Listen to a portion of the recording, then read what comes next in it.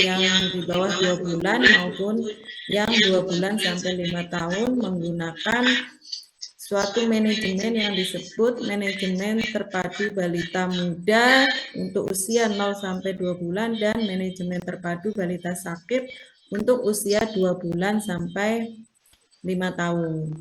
Dan untuk MTBS sendiri ini sudah menjadi standar ya, standar nasional untuk di fasilitas kesehatan tingkat pertama, dan catatannya adalah bukan yang dirawat inap.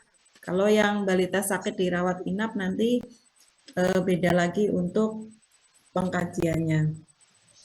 Ini merupakan pendekatan yang terpadu, jadi saya sampaikan dulu untuk pendahuluannya sebelum nanti kita masuk ke materi inti MTBS. Sekilas saya sampaikan.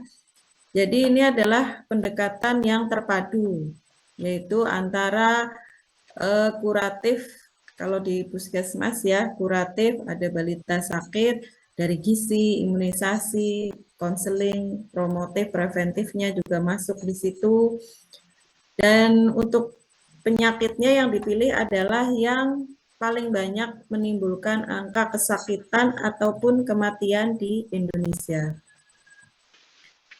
Strategi MTBS ini sebenarnya sudah dikenalkan di Indonesia tahun 96 dan ada modul MTBS yang diadaptasi pada tahun 97, tapi kemudian ada lagi 2015 dan ini adalah yang terakhir tahun 2022 terpadu dengan penanganan gizi buruk. Kenapa? Karena untuk beberapa tahun ini masalah gizi merupakan masalah prioritas di usia balita. Untuk sasaran MTBS sendiri usia 0 sampai 5 tahun dan dibagi menjadi 2. Oh iya Mbak Najwa, untuk teman-teman kalau ada yang mau tanya silahkan dipotong aja ya. Kita santai aja ya. Kalau ada yang ini potong aja. Untuk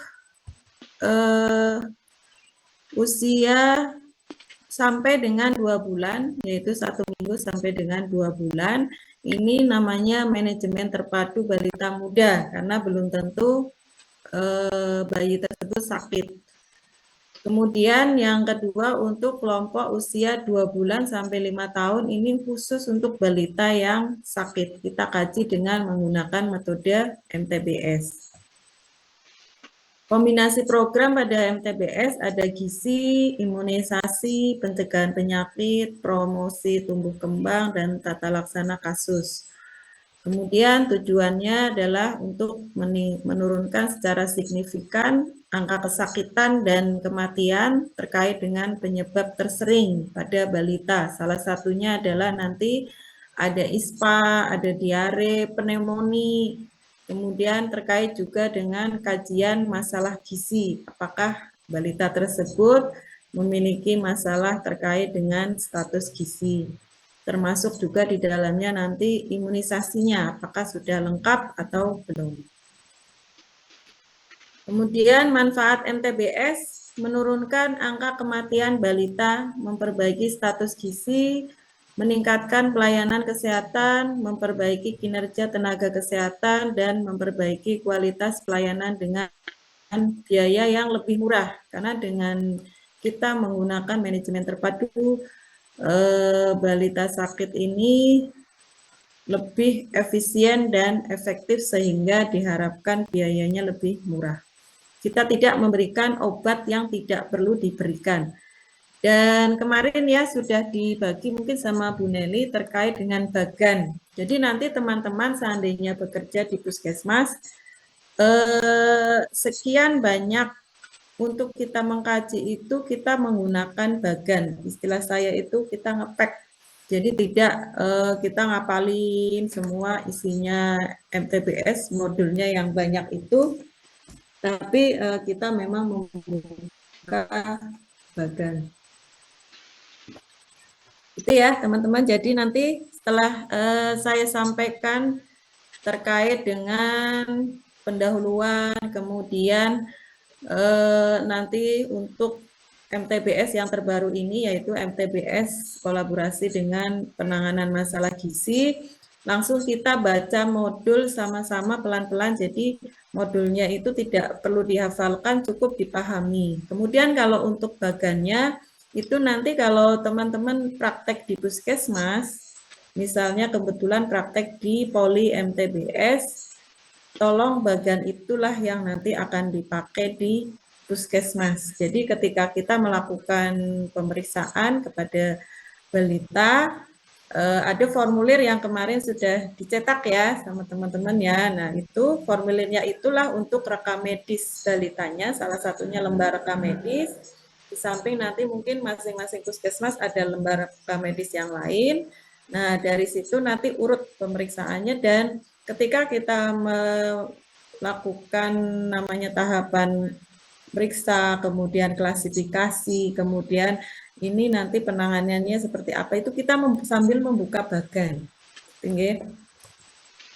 Kemudian pelaksana MTBS di sini bisa perawat, bidan, dan dokter. Kalau di puskesmas saya, kita fokuskan di kesehatan ibu anak sehingga bidan dan dokter. Biasanya untuk konsultasinya dengan dokter, dan dokter ini juga sudah terlatih MTBS. Tapi untuk memberikan klasifikasi nanti bisa bidan bisa masuk di dalam kewenangan terkait dengan kompetensinya bidan.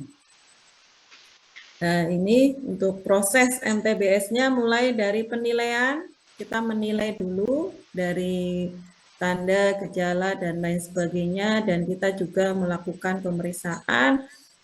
Kemudian klasifikasi penyakitnya, identifikasi tindakan apa yang harus kita lakukan, dan tahapan-tahapan ini semua ada di dalam bagan MTBS tersebut. Misalnya klasifikasinya diare dengan dehidrasi, kemudian nanti terapinya apa di buku bagannya sudah jelas dan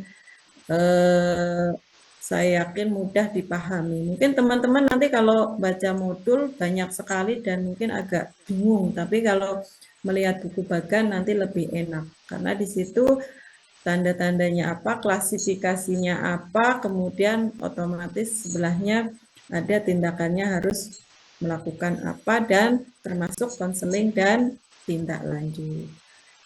Nah, ini sedikit terkait dengan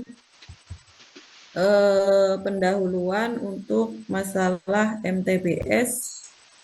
Ada yang perlu ditanyakan?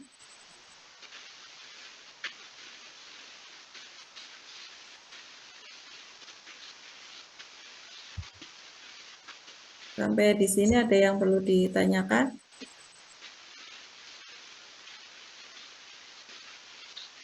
Belum ya? Kalau belum, saya masuk lagi ke terkait dengan yang terbaru, yaitu MTBS dan gizi buruk.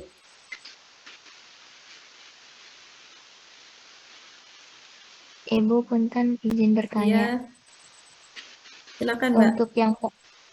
Untuk yang penilaian itu yang dinilai itu apanya aja ya Bu? Terus itu ada format penilaiannya atau seperti apa Ibu? Baiklah. Tadi dengan Mbak siapa namanya? Najwa Ibu. Oh, Mbak Najwa. Baiklah, terima kasih. Untuk penilaiannya, teman-teman bisa sambil buka formulirnya ya, formulirnya. Nah, di situ dinilai mulai dari atas, nanti mulai dari kondisi umum, kemudian nanti ke bawah di paling atas itu terkait dengan masalah apakah ada tanda bahaya umum, kemudian bagaimana ada gejala batuk atau tidak, kemudian nanti terkait dengan diare, kemudian jadi yang dinilai salah satunya yaitu nanti kita menilai misal terkait dengan pernafasan. Pernafasan itu nanti kita nilai berapa nafasnya. Kemudian apakah nafasnya masuk kategori normal atau dia cepat, kemudian ada nggak tarikan dinding dada. Nah, makanya sebenarnya kalau untuk MTBS, kalau kita di puskesmas, petugasnya itu dilatih dulu selama kurang lebih 10 hari. Misalnya seperti saya itu nanti ikut pelatihan dulu selama kurang lebih 10 hari karena di situ banyak hal yang harus kita pelajari. Salah satunya ketika kita menilai ini bayinya ini dia stridor, kita menilai bayinya itu dia stridor atau dia tidur biasa. Nah, itu kalau tidak dipraktekkan langsung, kemudian kita melihat videonya dan lain sebagainya, mungkin agak bingung. Cuma harapan saya dengan waktu 2 hari ini, teman-teman nanti di luar jam ini bisa belajar, terutama teman-teman yang nanti akan praktek di puskesmas. Ketika di puskesmas, walaupun mungkin misal nanti tidak ada target untuk askep terkait dengan MTBS-nya, askep di neonatusnya, teman-teman tolong belajar mandiri karena pengalaman saya banyak teman-teman bidan yang masih belum paham terkait bagaimana menggunakan manajemen terpadu balita sakit ketika melakukan pemeriksaan pada balita sakit. Nah, nanti untuk pendalamannya Mbak Najwa, kita setelah masuk ke modul, kemudian ke formulirnya MTBS-nya, nanti di situ kita lihat semua apa-apa yang dinilai. Salah satunya itu tanda bahaya, kemudian terkait dengan pernapasan, terkait nanti dengan masalah gizi, masalah makan pun kita nilai. Gitu ya Mbak Najwa? Sudah jelas? Baik Ibu, terima kasih Ibu. Sudah jelas Ibu. Saya coba share lagi yang terkait dengan yang kenapa. Jadi pada tahun 2015 itu ada, mungkin nanti teman-teman kalau Google ya, googling akan nemu bagan MTBS yang berbeda. Nah, itu bisa jadi bagan MTBS yang lama.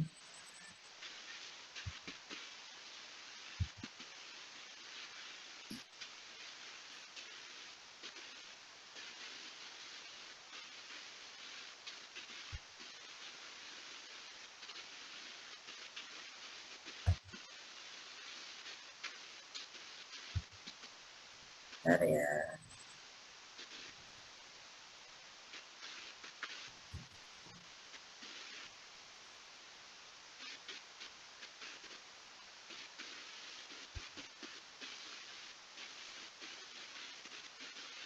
Ada yang sudah sempat baca modulnya? Sudah dapat berapa halaman?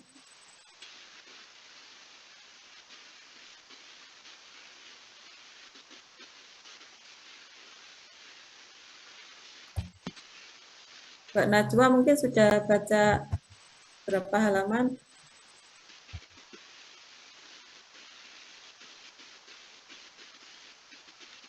Sudah baca Ibu, tapi belum selesai semua Ibu. Oh, dari baca modul apa yang ada pertanyaan apa dari baca modul kemarin? PowerPoint saya udah kelihatan?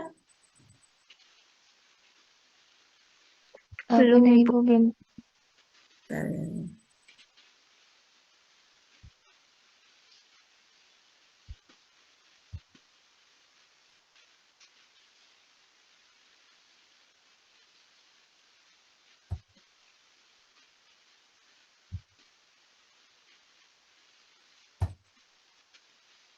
Sudah kelihatan?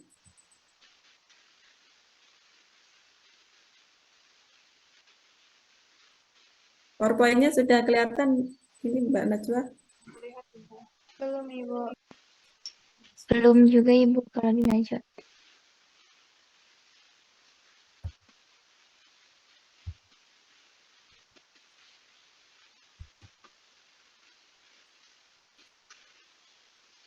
Mohon maaf ya, karena saya posisikan di Kalimantan. Kadang-kadang sinyalnya agak kurang cepat, tidak seperti di Jawa ya.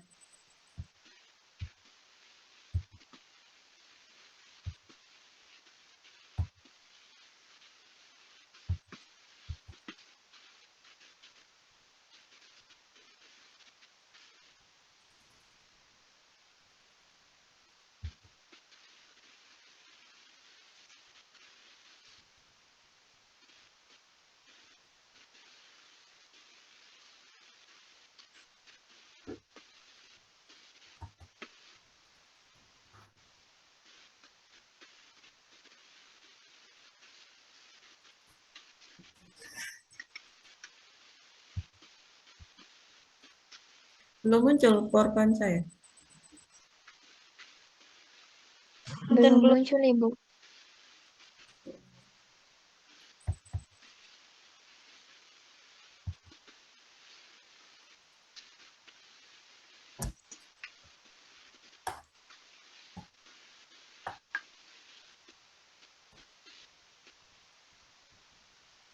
Saya kirim aja ya.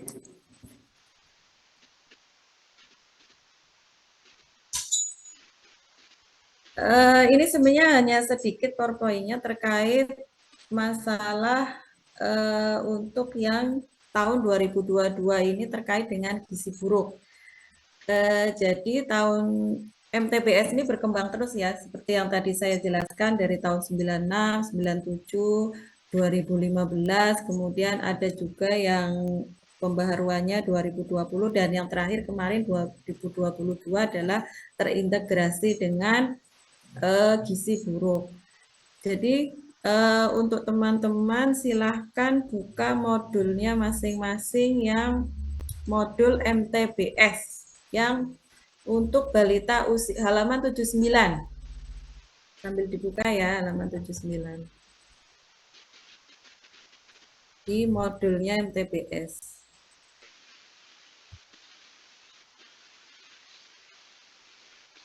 Sudah dibuka?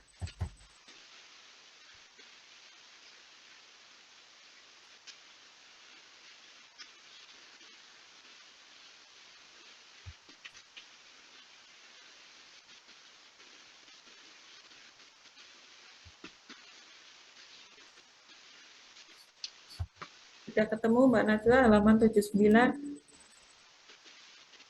Sudah, Ibu. Yang di situ untuk balita usia 2-5 tahun ya.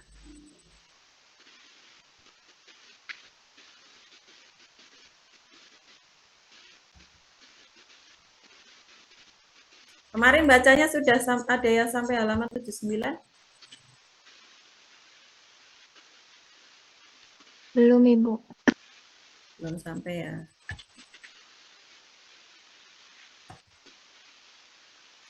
Nanti di rumah mohon untuk dibaca untuk modulnya itu mulai halaman 79 terutama terkait bagaimana kita caranya untuk periksa balita ya.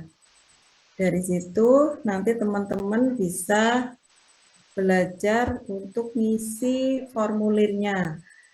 Nah, kemudian kalau untuk prakteknya nanti teman-teman ini kapan praktek ke puskesmas?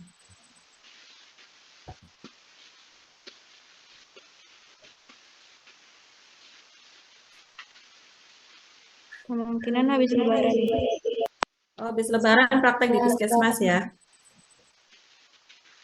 Nanti bisa PR-nya adalah di puskesmas. Tolong kalau yang terutama puskesmasnya sudah menerapkan MTBS, dibawa untuk formulirnya tadi. Jadi print masing-masing 2, 1 untuk latihan kita ketika materi ini. Kemudian yang kedua dibawa untuk nanti teman-teman praktekkan di puskesmasnya, coba cari satu balita, kemudian teman-teman nilai menggunakan dengan formulir MTBS itu, terutama yang usia 2-5 tahun.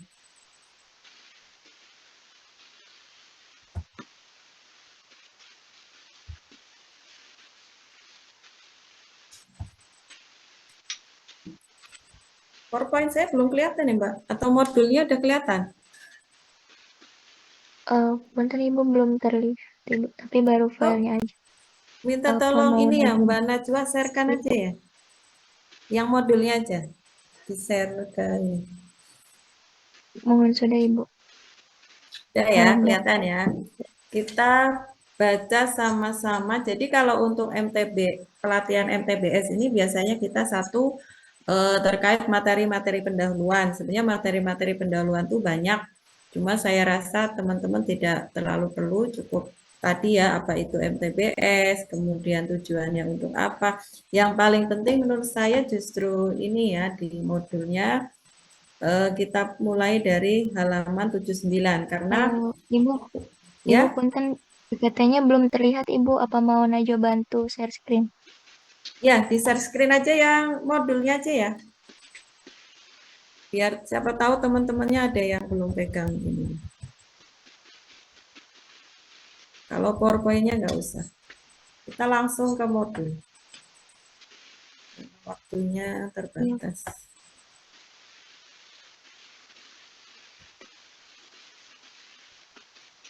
iya Ibu punten, Najwa nggak bisa share screen Ibu karena Ibu masih share screen.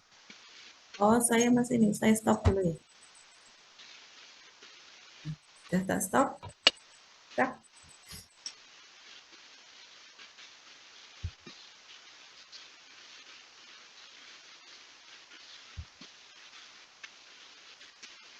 Punten Ibu, apakah sudah terlihat?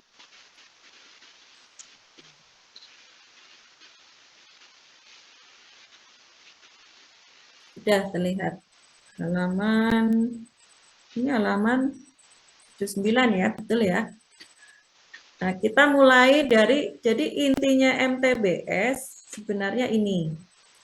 Kita mulai dari usia 2 bulan sampai 5 tahun. Kenapa? Karena kalau untuk usia di bawah 2 bulan itu namanya MTBM, manajemen terpadu balita muda, itu tidak hanya untuk yang bayi sakit, tapi juga untuk yang semua bayi usia 0 sampai 2 bulan yang melakukan pelayanan di puskesmas, kita menilainya menggunakan namanya MTBM. Sehingga kita mulainya dari yang balita sakit dulu, yaitu usia 2 bulan sampai 5 tahun. Kemudian sebelum halaman 79, mungkin nanti teman-teman buat referensi, silahkan dibaca-baca sendiri ya.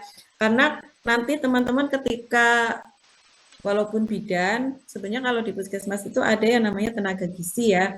Walaupun bidan sebenarnya harus banyak tahu juga terkait dengan masalah gizi. Kalau sebelum halaman 79 itu terkait dengan gizi buruk, mulai dari bagaimana kita menilai antropometri. Sebenarnya kalau waktunya cukup, bisa untuk latihan bagaimana sih nilai antropometri yang betul, karena nanti bidan ketika bekerja di fasilitas kesehatan tingkat pertama termasuk harus paham untuk menilai bagaimana mengukur yang benar, baik tinggi badan, berat badan, dan lain sebagainya. Tapi untuk mempersingkat waktu, kita langsung masuk ke materi inti untuk usia 2 bulan sampai 5 tahun. Mungkin bisa dilanjut Mbak Najwa. Next, sampai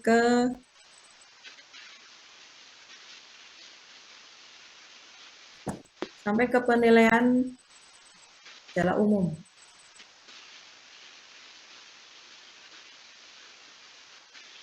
Nah, ini.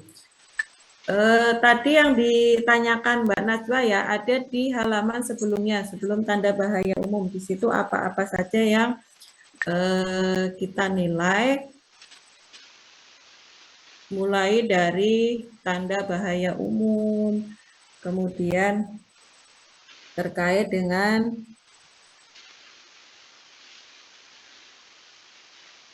di sini bagaimana kita menilai apakah balita ini ada tanda bahaya umum.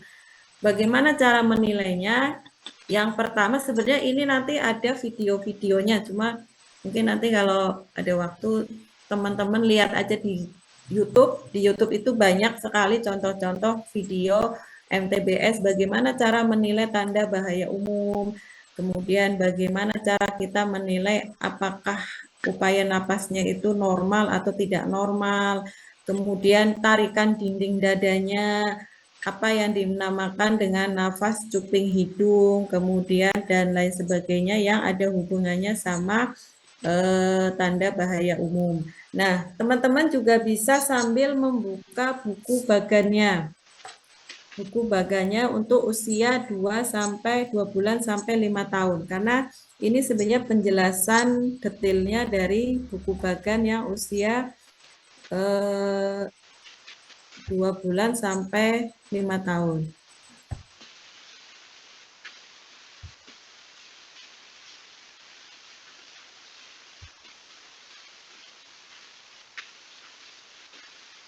Lanjut Mbak Najwa di halaman berikutnya.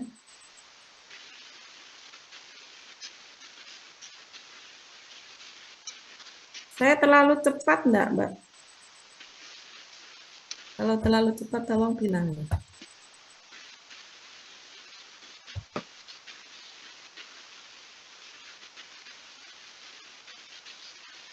Nah, kita pertama untuk tanda bahaya umum, kita melihat upaya napas dulu. Dia napasnya stabil tidak.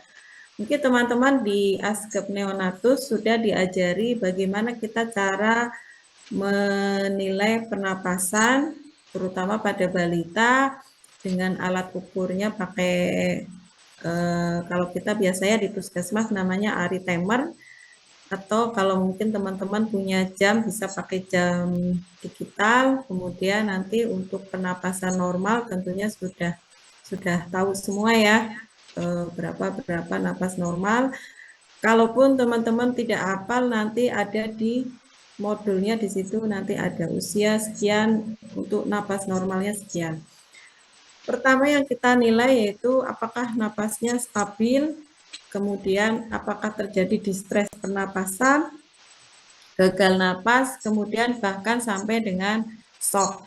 Nah, nanti teman-teman bisa sambil buka-buka di YouTube, bedanya antara balita ngantuk dengan ngantuk tertidur dengan dia balita sebenarnya dia shock.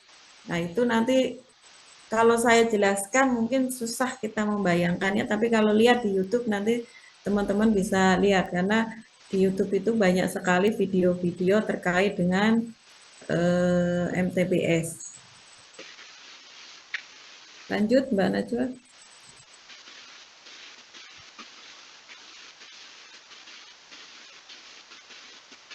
Nah, sambil teman-teman buka formulirnya juga boleh ya di situ, karena ini sebenarnya nyambung sama formulirnya.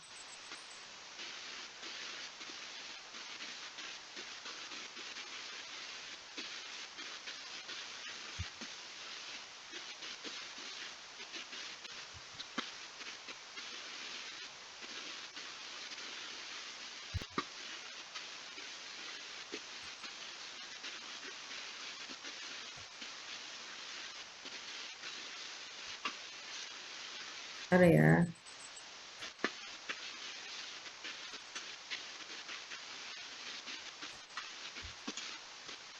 Untuk buku bagan sama formulirnya semua ada pegang soft copy-nya? Pegang Ibu. Nah, coba dibuka di buku bagan dan formulirnya ya.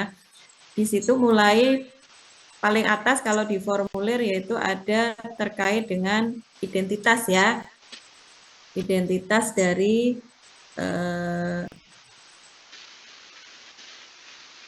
balitanya, kemudian di situ kapan mulai sakit, itu kita mulai sambil belajar untuk isi formulirnya ya. Nah, kemudian di situ ada cara menilai tanda bahaya umum. Nah, pertama, ibu balita itu kita tanyakan, apakah anak bisa minum atau menyusu? Kita tanya kepada ibunya.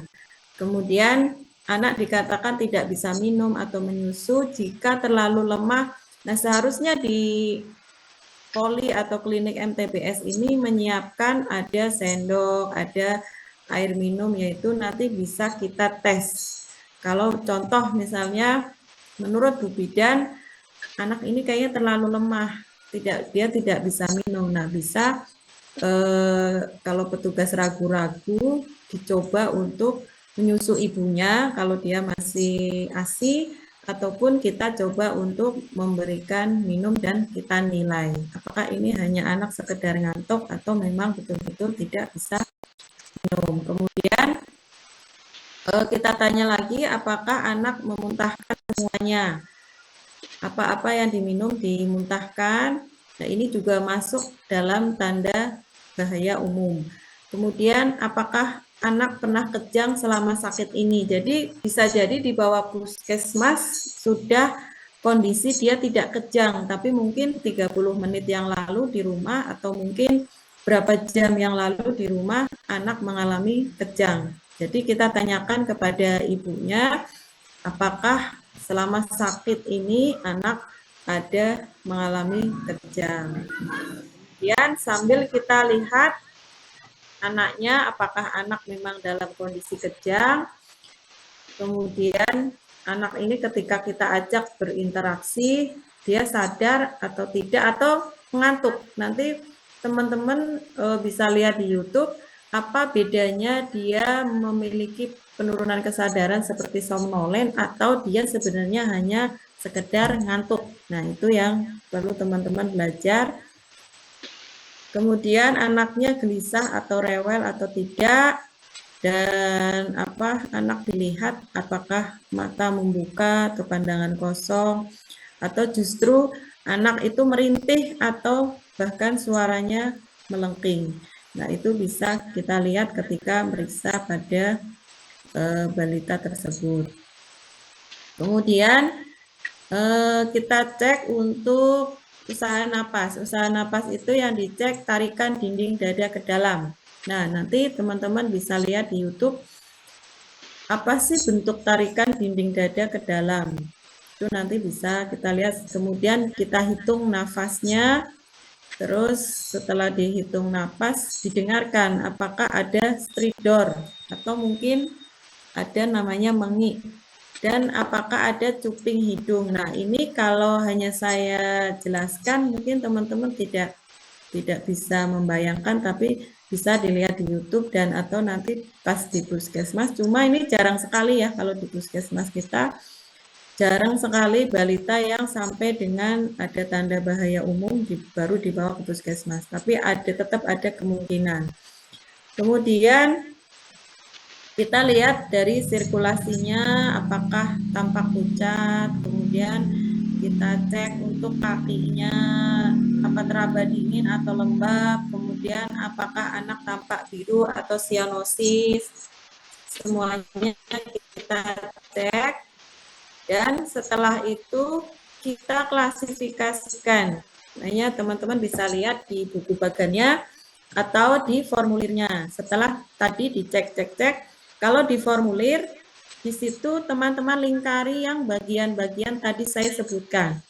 Misalnya ternyata dia ada tarikan dinding dada, kemudian dilingkari bagian itu, kemudian kita cek buku bagannya, dan di dalam formulir itu ada yang namanya klasifikasi.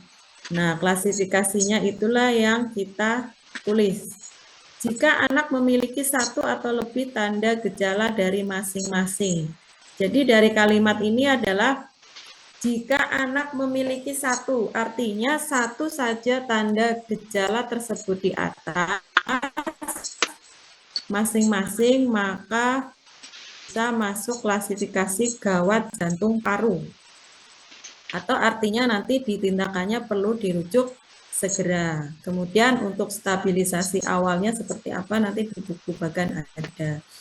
Terus jika anak hanya memiliki satu atau lebih tanda gejala dari penilaian penampilan saja, atau dari penilaian usaha napas saja, atau dari penilaian sirkulasi saja, artinya hanya salah satu dari ini, maka klasifikasinya adalah penyakit sangat berat.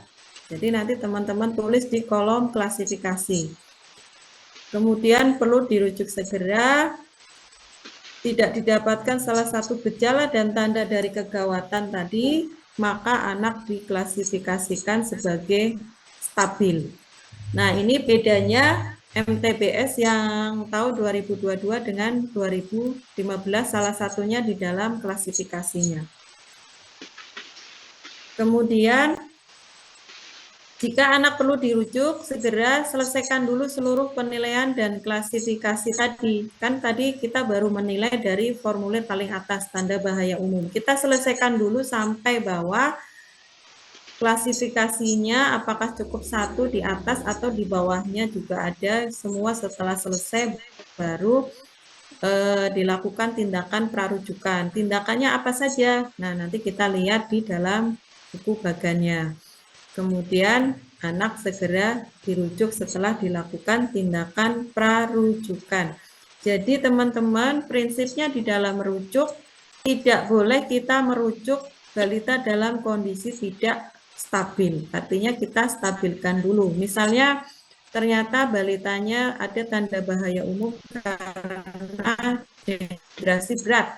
Artinya kita di puskesmas harus memberikan pertolongan pertama dulu untuk perbaikan dehidrasinya sambil persiapan prarujukan, dan setelah stabil baru kita rujuk. Karena kalau tidak kondisi stabil, balita justru di jalan nanti ketika kita merujuk akan semakin terjadi kegawatan. Itu ya. Terus yang kedua, batuk atau sukar bernapas. Bisa teman-teman lihat di situ ya. Untuk batuk atau sukar bernapas, yang pertama kita tanyakan, kita nilai. Ini juga sekaligus menjawab tadi pertanyaan Mbak Najwa ya. Apa-apa yang dinilai ya ini. Satu, tanda bahaya umum. Yang kedua, masalah batuk. Kemudian nanti juga ada masalah diare. Untuk masalah batuk ini, kita nilai dulu berapa lama anak batuk. Makanya di situ, apakah anak ini batuk atau sukar bernapas? Kalau iya, diberi tanda centang di dalam formulirnya. Kemudian ditanyakan apakah anak sukar bernapas, kita nilai apakah batuknya sudah lebih dari 14 hari, karena ini nanti kita mau screening terkait dengan kemungkinan TB pada anak. Kemudian termasuk ada kemungkinan batuk rejan, penyakit lain, dan scoring TB-nya juga nanti bisa kita lakukan seandainya dicurigai ada TB. Kemudian yang kedua, napas cepat. Untuk usia 2 bulan sampai 1 tahun dikatakan napas cepat jika napasnya lebih 50 kali per menit. Dan untuk 1 tahun sampai 5 tahun napas cepat jika napasnya 40 kali per menit atau lebih. Kemudian kita hitung dalam 1 menit. Kalau kita di puskesmas menggunakan namanya aritemer, dari hasil napas itu kita nilai dan kita tulis, dan kemudian di dalam pencatatan dia masuk lingkari tulisan napas cepat. Yang selanjutnya, tarikan dinding dada ke dalam. Nah, itu juga untuk menilai, kita melihatnya yaitu di bagian diafragma atau di atas dan bawah perut bergerak keluar ketika anak menarik napas. Nah, ini nanti teman-teman tolong lihat YouTube ya. Anak dikatakan mempunyai tarikan dinding dada ke dalam jika dinding dada bagian bawah masuk ke dalam ketika anak menarik napas. Normalnya adalah tidak masuk ke dalam. Kemudian perhatikan dada bagian bawah, tusuk ke bawah. Jika tidak yakin ada tarikan dinding dada ke dalam, periksa lagi. Jika tubuh anak tertekuk di pinggangnya, ibu diminta mengganti posisi. Jadi posisinya tidak boleh tertekuk. Balitanya didudukkan, posisinya di pangku ibunya lurus, tidak posisi menekuk, bajunya dibuka, baru kita bisa menilai apakah ada tarikan dinding dada. Kalau untuk prakteknya kita di puskesmas, biasanya sambil menghitung napas itu, kita otomatis sambil melihat apakah ada yang namanya tarikan dinding dada ke dalam atau tidak. Jika ada tarikan dinding dada ke dalam, di formulir pencatatannya di kolom penilaian dilingkari di bagian tarikan dinding dada ke dalam. Nah, coba teman-teman sambil cek di formulirnya ya. Kemudian wheezing. Wheezing itu suara kasar yang terdengar pada saat anak mengeluarkan napas. Misalkan anak dalam keadaan tenang, nah biasanya balita ini menangis. Kalau dia kondisi menangis keras, kita sukar untuk mendengar apakah ada wheezing atau tidak. Balitanya harus dalam kondisi tenang. Seandainya ada ditemukan wheezing, kita lingkari tulisan wheezing di dalam formulirnya. Kemudian kita melakukan namanya klasifikasi, kita tulis klasifikasinya. Lihat kolom gejala yang berwarna merah muda paling atas di buku bagan ya, sambil dibuka. Apakah ada tarikan dinding dada ke dalam atau saturasi oksigen kurang dari 92%? Kalau sekarang di puskesmas sudah menggunakan pemeriksaan SPO, kalau kurang dari 92%, maka itu bisa ada napas cepat, saturasi oksigennya kurang dari 92%, maka masuk klasifikasinya pneumonia berat. Jadi di sini adalah ada tarikan dinding dada ke dalam, atau artinya salah satu dari ini ditemukan, maka masuk pneumonia berat. Jika anak tidak termasuk klasifikasi berat, lihat kolom gejala yang berwarna kuning. Apakah anak bernapas cepat? Napas cepat saja dia sudah diklasifikasikan sebagai pneumonia. Nah, ini tolong nanti teman-teman ketika praktek di puskesmas dicermati di bagian ini, karena banyak yang tidak paham bahwa balita itu adalah menderita pneumonia. Untuk klasifikasi napas cepat saja dia sudah masuk klasifikasi pneumonia ketika kita nilai napasnya cepat sesuai dengan kategori usianya. Jika anak tidak termasuk klasifikasi berat, merah muda, atau klasifikasi kuning, lihat kolom gejala yang berwarna hijau paling bawah. Kalau tadi anaknya batuk, napasnya tidak cepat, kemudian tidak ada tarikan dinding dada dan gejala-gejala yang lain, maka klasifikasinya batuk bukan pneumonia. Jadi di sini bedanya pneumonia dan batuk bukan pneumonia, salah satunya yang paling prinsip adalah nilai napasnya. Kalau napasnya cepat, lebih dari seharusnya kategori umurnya, dia sudah masuk klasifikasi pneumonia. Tapi kalau dia napasnya tidak cepat, kemudian dia ada batuk, cukup klasifikasinya adalah batuk bukan pneumonia. Nah, ketika ada di lajur merah, artinya pneumonia berat, maka dia harus dirujuk ke fasilitas kesehatan yang mampu untuk menangani pneumonia berat. Sampai sini ada terlalu cepat saya sampaikan? Ada yang mau ditanyakan? Ibu, punten izin bertanya Ibu Ya. terkait yang kolom berwarna merah muda terus warna hijau sama kuning itu maksudnya bagaimana Ibu? Nah, jadi di dalam bagan itu sebenarnya warna-warna itu untuk memudahkan kita, makanya kalau di puskesmas untuk cetak bagan itu cetaknya harus berwarna. Artinya ketika itu masuk di dalam kategori penilaiannya masuk di dalam kolom merah, itu sudah warning untuk petugas kesehatan bahwa si balita tersebut harus segera dirujuk. Tapi kalau dia masuk kategori hijau, maka kita lihat klasifikasinya, kemudian klasifikasi-klasifikasi yang lain. Karena itu setiap kolom itu kan ada klasifikasinya ya. Nah, contoh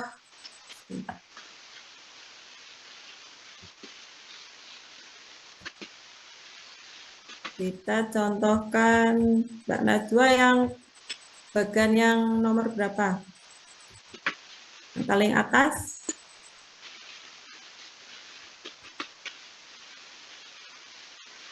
Iya Ibu, itu diwarnainya sama kita sendiri atau bagaimana Ibu?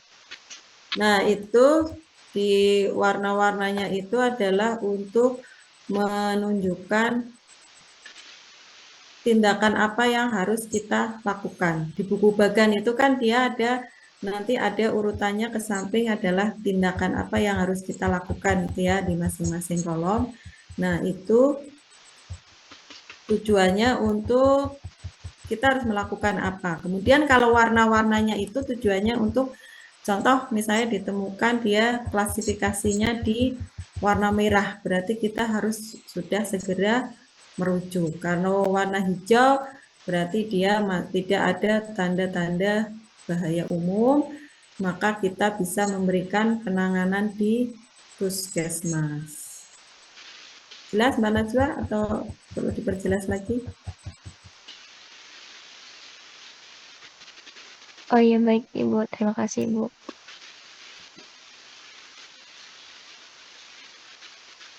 Saya lanjutkan ya.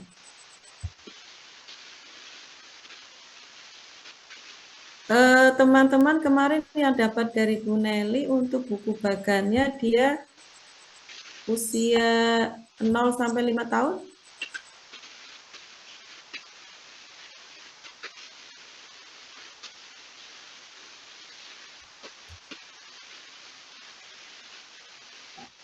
Nah, ini saya perjelas lagi, teman-teman buka di tanda bahaya umum dulu di buku bagan, biar tadi pertanyaan Mbak Najwa lebih jelas ya. Pertama, yang di ujung kan kita menanyakan, apakah anak bisa minum atau menyusu? Kemudian tadi untuk memastikan kita bisa minta ibunya untuk menyusui balitanya kalau dia yang masih di bawah 2 tahun dan masih menyusui.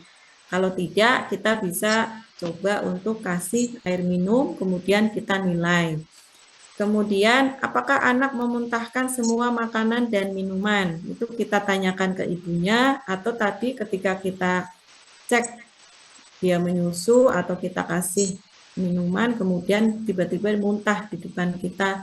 Nah, itu nanti bisa diingkari. Kemudian, apakah anak pernah kejang selama sakit ini? Karena bisa jadi dibawa ke puskesmas tadi dia kondisi baik-baik saja, tidak kejang. Nah, di dalam klasifikasi ini, gejala atau tanda, contoh di yang paling atas, terdapat satu atau lebih gejala tanda pada setiap komponen penampilan dan usaha napas dan sirkulasi. Nah, lihat pada yang tadi pertama, apakah anak kejang, apakah anak tidak berinteraksi dengan lingkungan dan tidak sadar, apakah anak gelisah. Itu jika ada satu atau lebih gejala tanda pada setiap komponen, maka klasifikasinya nanti di formulirnya ditulis gagal jantung paru. Kemudian tindakan yang harus segera kita lakukan adalah lakukan bantuan hidup dasar dan rujuk segera. Tadi stabilisasi dulu ya. Kemudian terdapat satu atau lebih, ini bedanya ya. Kalau tadi setiap komponen itu ada satu atau lebih gejala. Kalau yang warnanya yang warna kedua, terdapat satu atau lebih tanda, satu, tidak bisa minum atau menyusu, kemudian atau dia memuntahkan semua, atau pernah kejang, atau ditemukan satu atau lebih gejala tanda pada komponen atau penampilan, usaha napas, atau masalah sirkulasi, maka klasifikasinya masuk penyakit sangat berat. Nah, jika sedang kejang, otomatis kita harus melakukan penanganan kejang, dan kalau di puskesmas, jangan lupa teman-teman untuk berkolaborasi dengan dokter puskesmas, karena untuk pemberian diazepam ini salah satu adalah masuk kompetensinya dokter, jadi kita harus melakukan kolaborasi. Terus jika ada stridor, pastikan tidak ada sumbatan jalan napas, berikan oksigen 3-5 liter, itu untuk penanganannya. Gitu ya Mbak Najwa ya, bedanya ya antara klasifikasi gagal jantung paru dan penyakit sangat berat. Mudah-mudahan jelas. Baik Terus Ibu, kalau yang hijau itu tidak ada salah satu gejala atau tanda yang di atas tadi. Berarti dia masuk kategori klasifikasi stabil. Berarti tidak perlu tindakan. Tapi kita nilai dulu yang bagian selanjutnya, yaitu masalah batuknya. Karena bisa jadi di penilaian tadi tanda bahaya umum dia tidak ada tanda bahaya, tapi kemudian ketika kita menilai di masalah batuk dia masuk pneumonia sangat berat. Nah, yang kedua juga sama ya, masalah kita menilai untuk batuk, kita tanyakan dulu berapa lama, lihat, dengar, dan periksa. Anak harus dalam keadaan tenang tadi, kemudian hitung napasnya 1 menit. Nah, di situ juga sudah ada keterangan ya di buku bagan. Makanya nanti ketika praktek di puskesmas, buku bagan ini adalah jadi contekan. Jadi teman-teman bisa print, dan printnya tetap berwarna ya, jangan hitam putih. Karena dari kita itu meriksanya tidak ngawang-ngawang, tapi sambil buka buku baganya. Saya umur anak 2 bulan sampai 1 tahun, kok napasnya 50 kali atau lebih, berarti napas 1 menit kita tulis berapa sesuai dengan hasil yang kita lihat. Lihat apakah ada tarikan dinding dada, kemudian lihat dan dengar adanya wheezing atau tidak. Tapi yang agak sulit yang wheezing ini, pengalaman saya, karena biasanya anak sudah menangis. Minimal kita periksa untuk O2-nya, puls oximeternya, kalau tadi dia di bawah sama dengan 92%, dan dia ada batuk, apalagi ditambah ada tarikan dinding dada, artinya masuk klasifikasi pneumonia berat. Nah, tindakannya yaitu beli oksigen. Jadi, cara membaca buku baganya seperti itu ya. Pertama, kita lakukan pemeriksaan, jadi kita sambil pegang, mungkin yang baru pertama kali pakai MTBS ini mungkin masih latihan, pegang formulirnya, buku bagannya, kemudian sambil kita melakukan wawancara. Ketika kita wawancara itu formulirnya sambil kita pegang. Jadi itu sebagai contekannya, kemudian kita urut dari atas ke bawah. Contoh yang masalah batuk ini kita hitung dulu napasnya, kemudian dicek tarikan dinding dadanya, kemudian dilihat sambil diperiksa untuk SpOO2-nya. Setelah itu kita cek tanda-tanda tadi. Kalau ada tarikan dinding dada ke dalam atau, nah ini artinya salah satu saja ada kita menemukan penilaian dari 2 ini, maka masuk klasifikasinya pneumonia berat. Nah, misalnya yang kedua, dia tidak ada saturasinya bagus, 95% ke atas, kemudian tidak ada tarikan dinding dada, tapi napasnya dia usianya 1 tahun, napasnya 54 kali per menit. Berarti dia masuk klasifikasinya pneumonia. Nah, kemudian yang sampingnya adalah tindakan yang kita lakukan sesuai dengan klasifikasi yang kita temukan. Jadi cara membacanya seperti itu ya, nanti sampai ke bawah. Kemudian kalau tidak ada tarikan dinding dada, tidak ada napas cepat, tapi anaknya batuk, berarti klasifikasinya batuk bukan pneumonia. Kalau tindakannya, kalau dia masuk klasifikasi batuk bukan pneumonia, sebenarnya kalau MTBS yang dulu tidak boleh diberikan obat, tapi biasanya ibu datang ke puskesmas kurang puas kalau tidak diberikan obat. Nah, ini nanti bisa diberi pelega tenggorokan yang aman di puskesmas. Nanti monggo apa yang tersedia di puskesmas, kemudian disuruh kunjungan ulang nanti hari kelima. Setelah kita selesaikan, jadi kita satu-satu di dalam formulir itu kita periksa runut sampai selesai. Walaupun tadi ada tanda bahaya umum, kita pun tetap dengan cepat menyelesaikan untuk sampai penilaian sampai ke bawah. Cuma kalau dia sudah tanda bahaya umum, biasanya dengan cepat kita untuk melakukan penilaian sambil kita melakukan stabilisasi tergantung kondisi dari balitanya. Sampai di sini ada yang ditanyakan lagi?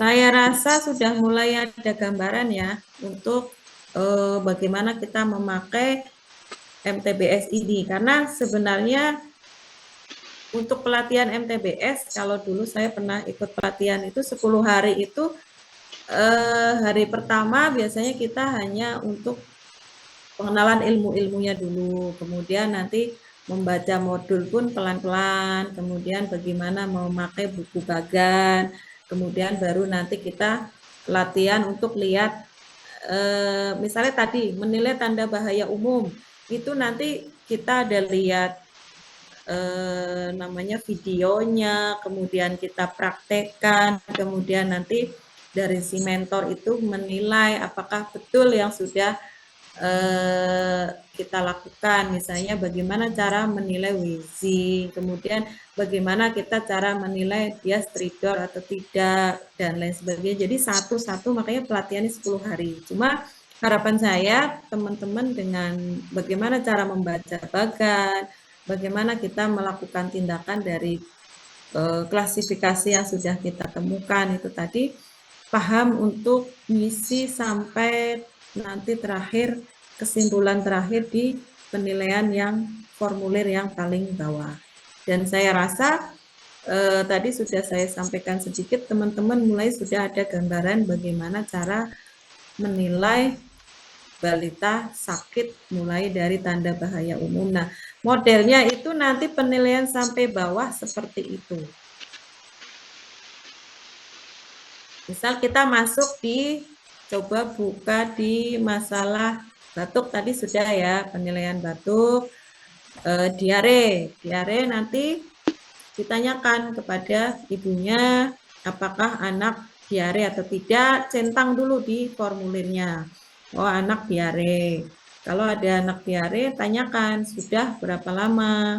Sudah berapa lama Bu diarenya? Kemudian apakah di dalam tinjanya itu ada merah-merah enggak Bu? Kadang-kadang kalau kita tanya ke ibunya, Bu ada darahnya enggak? Ibunya kadang-kadang bingung. Cuma kita tanya, tinjanya warna apa?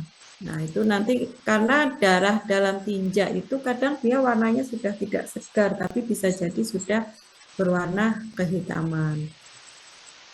Kemudian kita lihat keadaan umum anaknya, apakah anak letargi atau tidak, kemudian rewel, mudah marah atau tidak. Terus lihat apakah matanya cekung. Nah, ini contoh letargi. Letargi itu yang seperti apa? Nah, itu teman-teman lihat di videonya di YouTube ya. Nanti bisa jadi PR ya Mbak Najwa ya untuk lihat video-video di YouTube yang dinamakan letargi itu yang seperti apa, yang dinamakan mata cekung itu yang seperti apa. Nah, itu bisa teman-teman lihat. Karena kalau tidak lihat videonya, hanya membayangkan agak susah. Kemudian, beri anak minum. Kalau dia masih nyusu ibunya, coba suruh disusuin. Apakah anak malas minum, atau justru sebaliknya, anaknya haus yang sangat berlebihan atau sangat lahap. Nah, itu juga masuk tanda-tanda ya dehidrasi. Kemudian cubit kulit perut untuk mengetahui turgor, apakah kembalinya sangat lambat, lebih dari 2 detik, atau lambat masih sempat terlihat lipatan kulitnya. Nah, kemudian kita klasifikasikan untuk dehidrasi atau diare yang lebih dari 14 hari atau namanya diare persisten. Yang pertama, apakah dia ada klasifikasi dehidrasi dulu? Kalau terdapat 2 atau lebih tanda-tanda letargi, tidak sadar, mata cekung, tidak bisa minum atau malas minum, kalau ada 2 tanda atau bahkan lebih, maka dia masuk klasifikasi diare dehidrasi berat. Kemudian ke bawah lagi terdapat 2 atau lebih. Jadi biasanya kalau dia sudah masuk di klasifikasi paling atas, dia otomatis bawah-bawahnya sudah otomatis. Dia akan masuk klasifikasi atas. Tapi kalau yang klasifikasi di atasnya di warna merah, kok dia tidak masuk, coba kita cek yang di bawahnya. Kemudian kita cek yang di hijaunya. Misalnya tadi anaknya diare, terdapat 2 atau lebih tanda-tanda ini yang di warna kuning, rewel, terus ada mata cekung, atau rewel tapi minumnya seperti kehausan, atau anaknya rewel kemudian di kulit perut yang kita cubit kembalinya lebih dari 2 detik, maka dia masuk diare dehidrasi ringan atau sedang. Nah, kemudian kalau untuk sampingnya adalah tindakan atau pengobatan yang kita lakukan sesuai hasil klasifikasinya. Misalnya anaknya diare, tapi dia tidak ada tanda-tanda tadi di atas semua, maka kita klasifikasikan diare tanpa dehidrasi.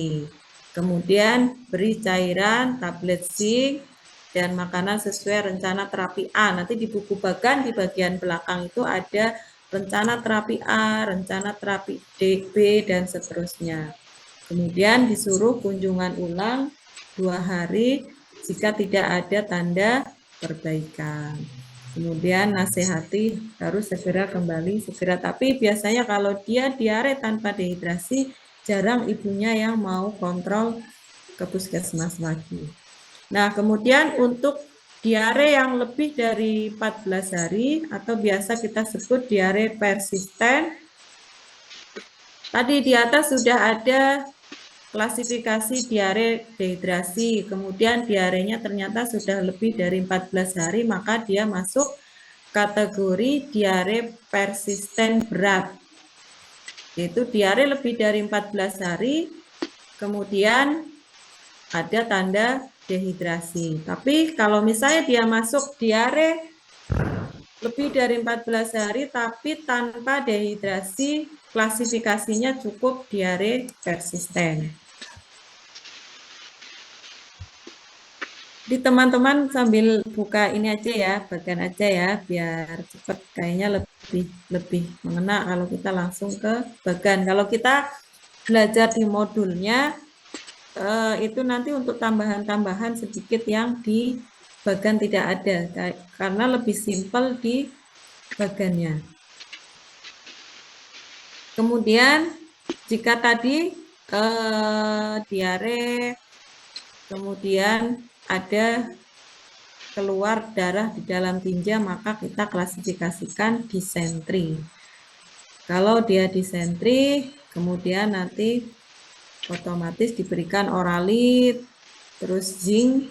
Jadi kalau standar SOP untuk penanganan diare di puskesmas yaitu salah satunya adalah zinc, karena ini untuk mencegah terjadinya dehidrasi pada balita.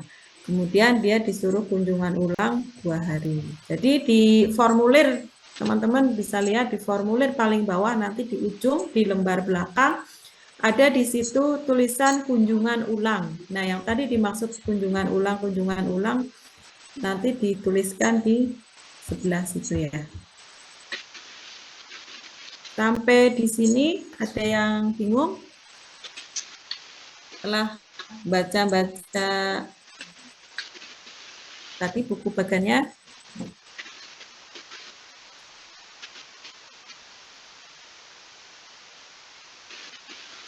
Mbak siapa ini? Mbak Ania. Sambil saya perkenalan ya. Mbak Ania, ada Ania Aulia Salwa.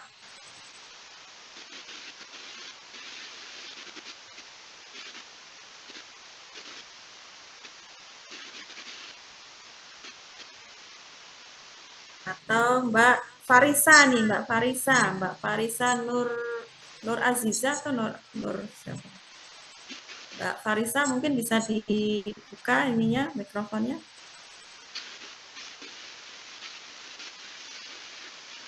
Iya, Ibu. Nah, Mbak, panggilannya siapa, Mbak? Sambil saya kenalan ya, nanti dengerin saya terus, bosan nanti. Ngantuk nanti. Mbak Farisa panggilannya siapa, Mbak? Buka aja ininya mikrofonnya. Panggilannya Farisa, Ibu. Mbak Farisa, asli dari Karawang? Enggak, Ibu, dari Indramayu. Oh, dari Indramayu. Sudah pernah praktek di mana? Praktek di RSUD Karawang, Ibu. Oh, kalau puskesmas atau klinik belum pernah ya? Belum pernah, Ibu.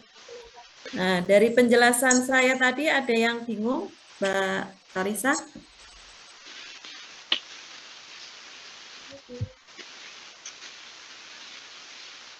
Ini sih, Ibu, sebenarnya pengen nanya kalau untuk formulir pencatatan balita sakit ini, kan ada beberapa penilaian ya, Ibu, seperti tanda bahaya umum, yang gawat anak, yang saga, terus yang anak balita batuk atau sukar bernafas, lalu ada yang diare.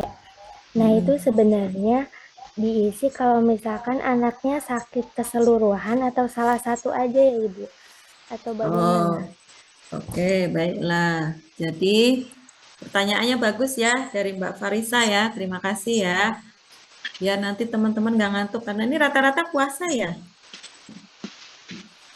Insya Allah ya rata-rata puasa. Jadi santai aja ya kita ya sambil ini.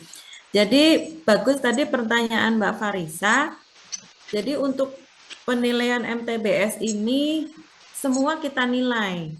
Semua kita nilai, bukan misalnya sudah ada tanda bahaya umum kita berhenti di situ. Cuma mungkin dari banyak kategori ini, misalnya dari tanda bahaya umum, kemudian masalah batuk, diare, dan nanti di bawah ada terkait masalah gizi, mungkin tidak semua anak ada gejala ke situ.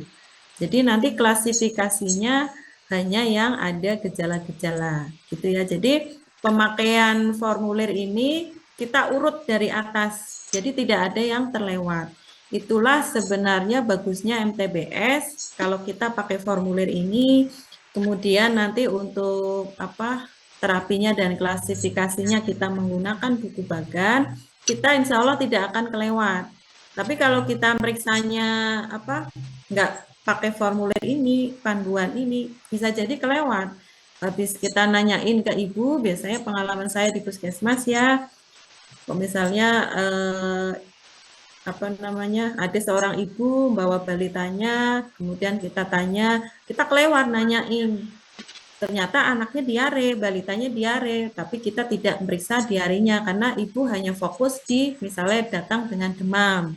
Ibu hanya bilang anaknya demam, kemudian kita periksa demamnya, kemudian suhunya dan lain sebagainya. Mungkin kalau di puskesmas bahkan laboratoriumnya, tapi kita lupa ternyata ibunya lupa menyampaikan kalau anaknya di samping demam adalah diare. Makanya untuk SOP-nya sama.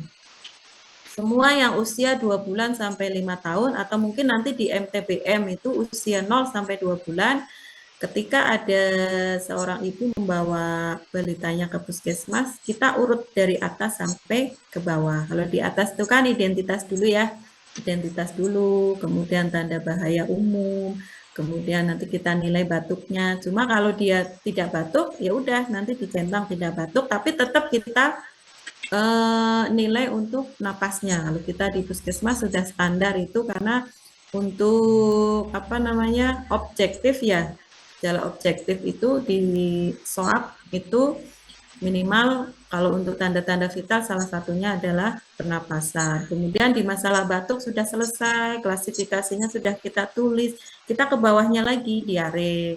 Diarenya ditanyain ada diare atau tidak gitu. Kalau dia tidak ada diare, kita strip di klasifikasinya. Yang penting sudah kita tanya, anak ibu ada diare enggak? Oh ternyata enggak. Berarti kita strip itu artinya di formulir itu bahwa kita sudah menanyakan, tapi anak itu tidak ada gejala diare. Tapi kalau misalnya ternyata anaknya ada diare, kemudian kita cek sesuai di dalam formulir itu. Kemudian lanjut lagi ke bawahnya lagi, setelah masalah diare tadi demam, ada enggak anak demam?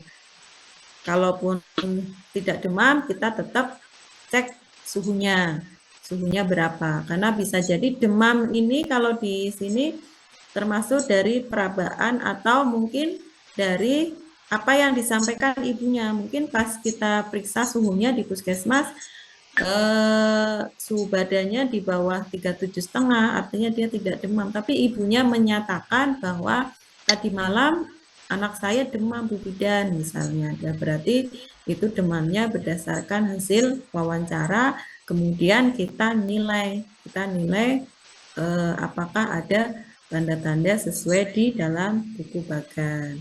Kalau misalnya ternyata dia tidak ada demam, kemudian ibunya ditanya juga selama sakit, misalnya 3 hari ini atau 4 hari ini, ternyata juga di rumah tidak ada demam, kemudian kita ukur suhunya juga dia tidak ada demam di bawah 37,5 derajat Celcius. Nah, di formulirnya itu kita strip. di klasifikasinya. Kalau kita strip itu artinya kita sudah meriksa tapi memang anaknya tidak ada gejala-gejala mengarah ke situ. Gitu ya Mbak Farisa ya. Ya, mohon Ibu. Ada lagi? Mbak siapa ya ini? Mbak Fitria Dwi Amelia. Kita dibuka ininya mic-nya.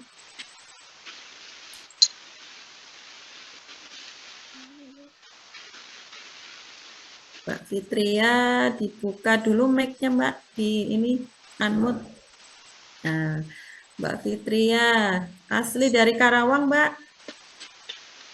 Apa kan Ibu? Ibu dari Bekasi.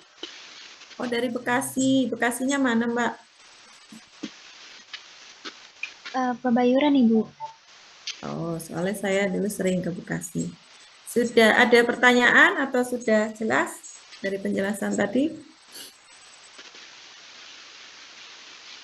Jelas Ibu. Sudah jelas ya. Atau dari yang lain ada yang mau tanya? Kalau saya terlalu cepat tadi nyampaikannya karena waktunya singkat ya. Jadi tadi itu sebenarnya saya ngasih tahu cara membaca bagan. Cara kita membaca bagan, kemudian cara mengisi formulirnya.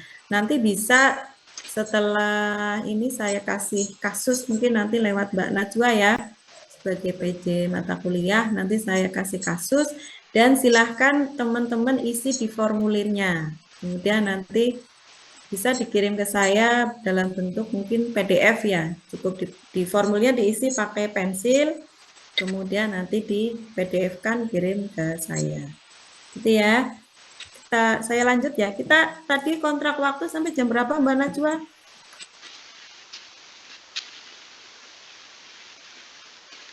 Punten Ibu, biasanya kalau misalnya Ramadan itu kemarin sebelum asar Ibu, sebelum asar. Kalau di sini itu asarnya jam 15. Kalau di situ?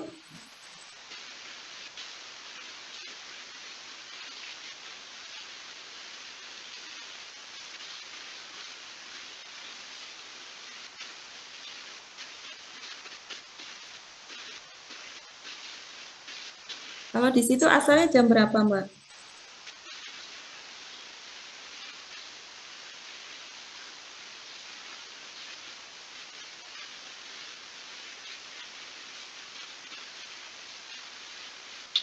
Ini sekarang sudah jam 2:30.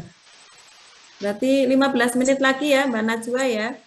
Punten Ibu, izin jawab. Sebenarnya setelah asar itu kita istirahat, terus lanjut lagi Ibu. Oh, baik. Nanti gini aja ya. Teman-teman baca modulnya. Jadi jam 3 ini jam asar kan istirahat. Habis itu kan sebenarnya jadwalnya sampai jam 17 ya, kalau nggak salah ya.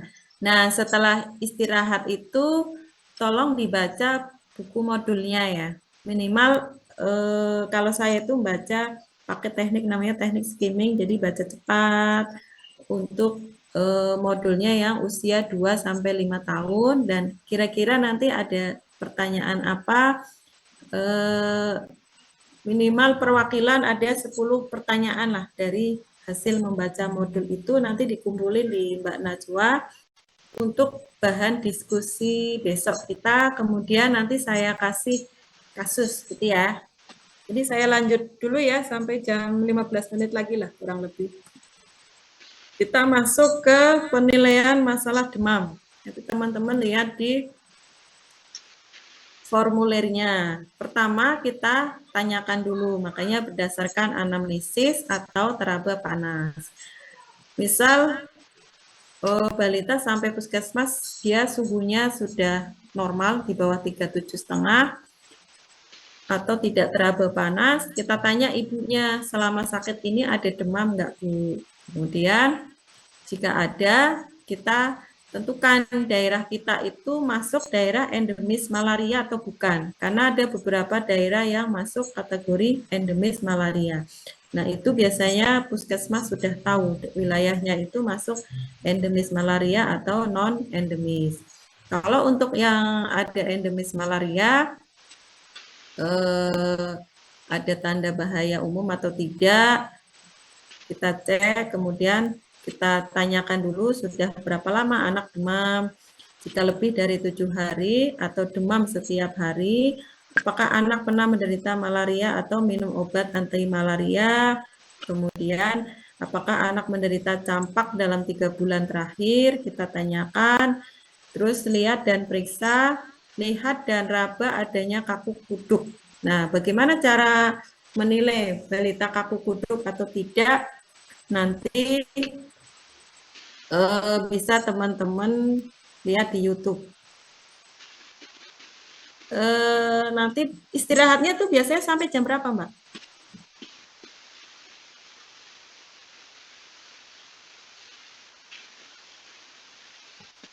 Istirahat sholat asar biasanya isoma sampai jam berapa? Mungkin Mbak Farisa?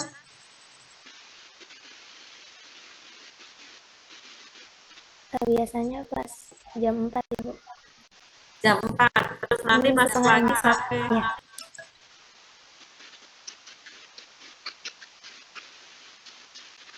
Nah, itu nanti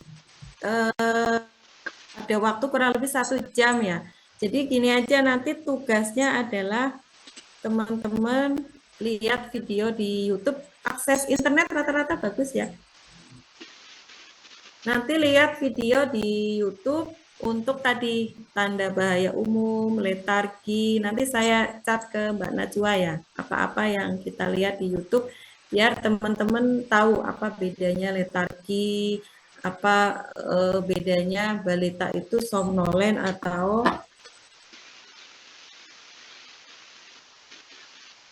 dia ngantuk.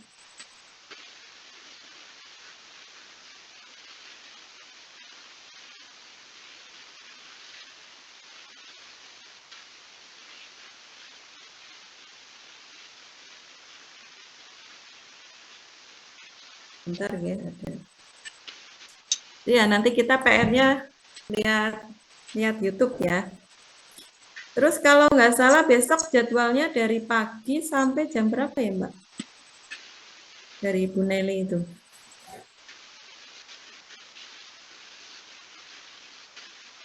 Untuk besok itu mulai jam 7.30 sampai jam 5:50. Itu hanya untuk materi ini?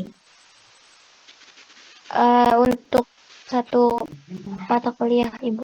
Untuk paskib neonatus saja. Oh, ya berarti maksudnya nggak ada dosen lain ngisi besok? Nggak ada, Ibu, satu mata kuliah aja. Oh, baik. Jadi gini aja, besok nanti karena ini kan jadwalnya 2 hari ya, itu 2 hari kita manfaatin. Jadi nanti yang setelah istirahat ini tolong baca modul, kemudian yang tugas besok lihat di YouTube untuk tanda gejala tadi ya. Nanti saya cat Mbak Najwa ya, apa-apa yang harus dilihat di YouTube. Kemudian besok saya masuknya jam seperti hari ini ya, jam 1.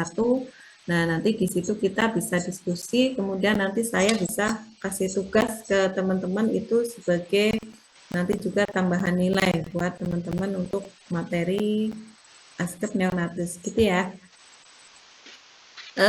Kita masuk dulu tadi, lanjut yang demam, kemudian klasifikasikan demam pada anamnesis atau teraba panas, dan dari hasil kalau misalnya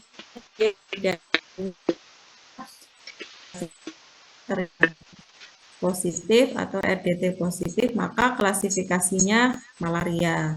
Kemudian kalau cuma dia hasil dari periksa laboratoriumnya RDT mikroskopisnya negatif atau RDT negatif atau ditemukan penyebab lain dari demam, klasifikasinya demam mungkin bukan malaria karena dia di daerah endemis malaria. Tapi kalau bukan di daerah endemis malaria, kita tidak mengklasifikasikan demam mungkin bukan malaria. Kemudian, nah ini yang bawah untuk non-endemis malaria dan tidak ada riwayat bepergian ke daerah endemis malaria. Kalau ada tanda bahaya umum atau kaku kuduk atau umur kurang dari 3 bulan, penyakit berat dengan demam. Kemudian kalau tidak ada tanda bahaya umum dan tidak ada kaku kuduk, maka demam bukan malaria. Kemudian bisa di tes malaria, itu biasanya kita rujuk ke laboratorium puskesmas.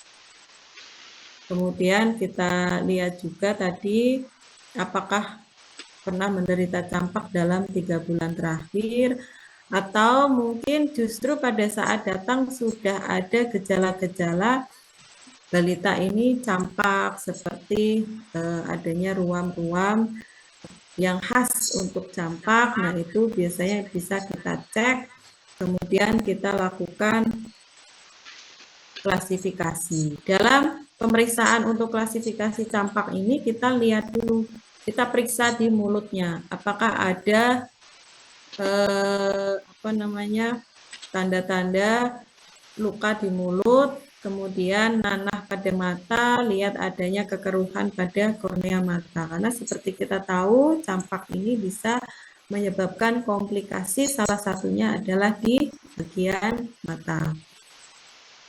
Kemudian kita cek untuk klasifikasinya, ada tanda bahaya umum atau adanya kekeruhan pada kornea mata atau ada luka di mulut yang dalam atau luas, maka kita klasifikasikan campak dengan komplikasi berat.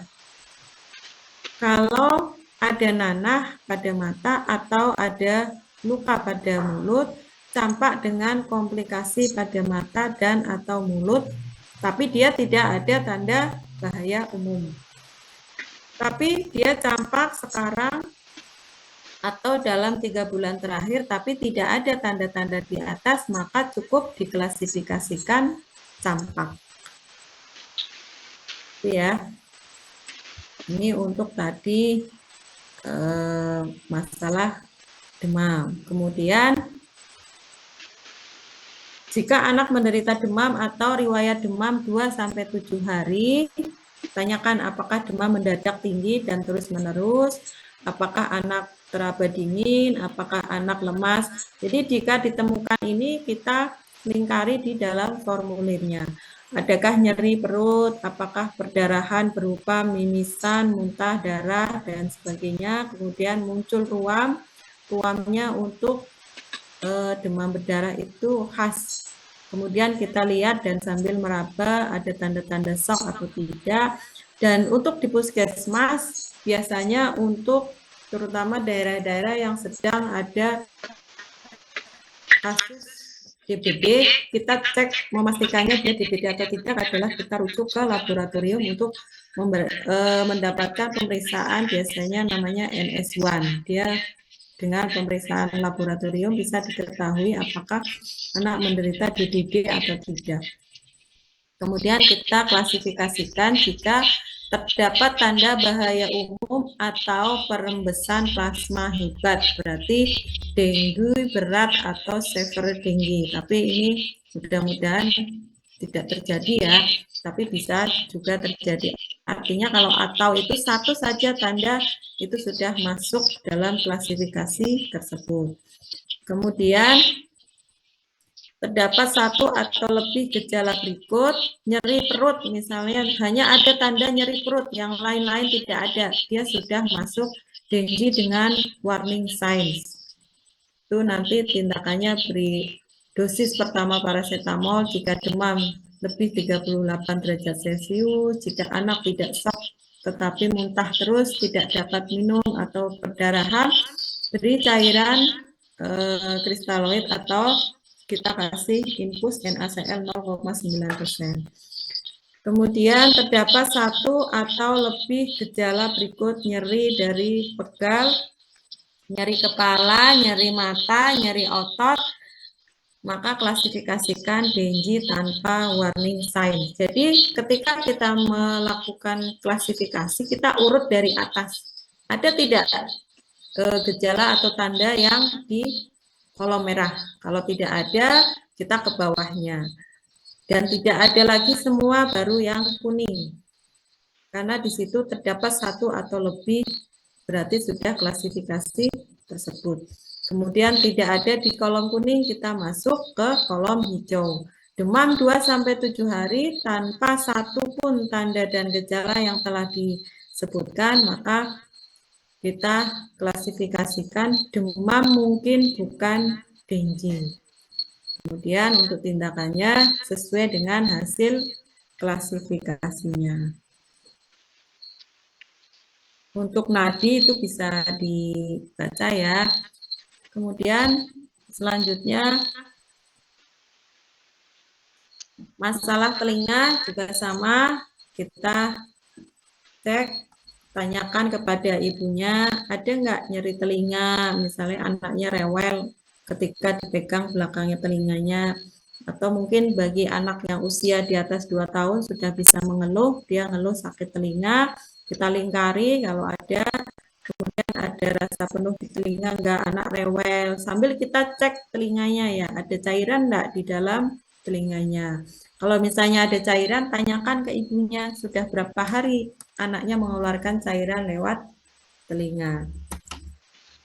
Kemudian kita sambil lihat dan raba, lihat adakah cairan atau nanah keluar dari telinga, raba adakah pembengkakan yang nyeri di belakang telinga, kemudian kita klasifikasikan masalah telinga. Kalau ada pembengkakan yang nyeri di belakang telinga, maka klasifikasinya mastoiditis. Kemudian, seandainya kita menemukan klasifikasi mastoiditis, kemudian kita kasih dosis pertama antibiotik, beri dosis pertama paracetamol untuk mengurangi nyeri, dan rujuk segera ke fasilitas pelayanan lanjutan atau rumah sakit. Kemudian jika klasifikasi yang merah tidak ada, kita masuk ke yang kuning. Nyeri telinga atau rasa penuh di telinga atau tampak cairan. Jadi kalau salah satu saja ini kita temukan, maka klasifikasikan infeksi telinga akut. Kemudian kita kasih antibiotik yang sesuai selama kurang lebih 10 hari. Beri paracetamol untuk mengatasi nyeri. Kalau untuk kita di puskesmas, biasanya pemberian antibiotik kita kolaborasi dengan dokter. Kemudian tampak cairan nanah atau keluar dari telinga dan telah terjadi selama 14 hari atau lebih, maka kita klasifikasikan infeksi telinga kronis. Kalau tadi kan tampak cairan atau nanah kurang dari 14 hari, infeksi telinga akut. Kalau seandainya kita menemukan hal seperti ini, maka tindakan kita adalah keringkan telinga dengan bahan penyerap setelah dicuci dengan NaCl 0,9% atau H2O2 3%, terus beri tetes telinga antibiotik yang sesuai jika ada, kunjungan ulang 5 hari. Kalau tidak ada nyeri telinga dan tidak ada nanah keluar dari telinga, maka tidak ada infeksi telinga. Itu untuk masalah telinga. Kemudian kita masuk ke pertumbuhan dan memeriksa status gizi. Untuk pertumbuhan dan memeriksa status gizi, jadi teman-teman pertama harus meriksa berat badannya, kemudian panjang badannya. Kalau balita yang rutin ke posyandu, biasanya di buku KIA-nya sudah ada bagian plotting tenaga kesehatan. Nanti rencananya saya akan memberikan materi tentang buku KIA.